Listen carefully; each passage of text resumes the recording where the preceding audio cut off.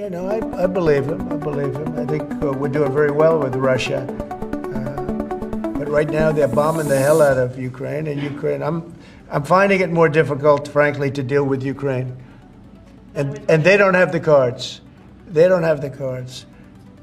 As you know, we're meeting in Saudi Arabia on sometime next week, early. President Putin is bombing Ukraine. Yeah. Do you still believe him when he tells you that he wants peace?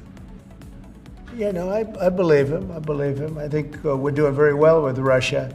But right now they're bombing the hell out of Ukraine, and I'm finding it more difficult, frankly, to deal with Ukraine. And they don't have the cards. They don't have the cards. As you know, we're meeting in Saudi Arabia on sometime next week, early. And we're talking, I find that in terms of getting a final settlement, it may be easier dealing with Russia, which is surprising because they have all the cards. I mean, they're bombing the hell out of them right now.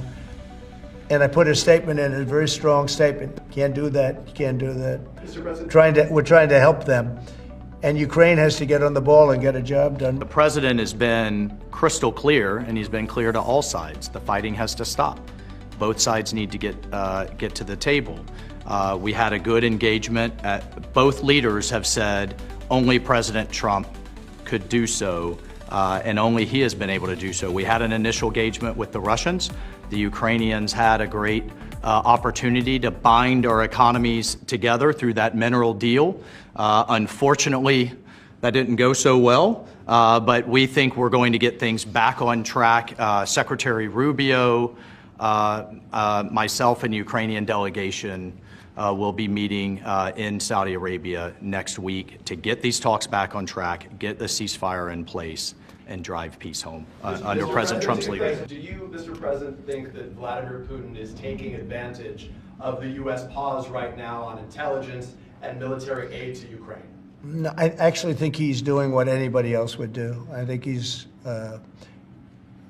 he wants to get it stopped and settled, and I think he's hitting them harder than he's been hitting them.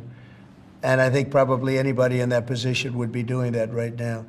He wants to get it ended, and I think Ukraine wants to get it ended, but I don't see, it's crazy. They're taking tremendous punishment. I don't quite get it, but I suspect, Michael, he probably wants to get it ended.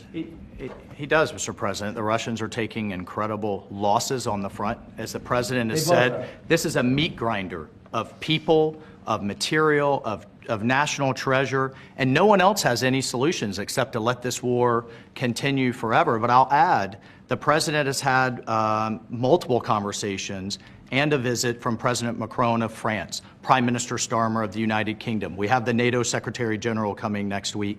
We have this meeting with the Ukrainians. We've had it with the Russians. All of this in the president's first month in his leadership. We will engage in the shuttle diplomacy, and we will continue to use his leadership and what leverage we have to get both sides of the peace table. You put out on your social media post today that Russia is pounding Ukraine. That's right. Why not provide Ukraine with air defenses? And what happens, Mr. President, when Ukraine runs out of... Well, because good question. Because I have to know that they want to settle. I don't know that they want to settle. If they don't want to settle, we're out of there because we want them to settle. And I'm doing it to stop death, more important than anything else. Secondarily, way down the line is the money.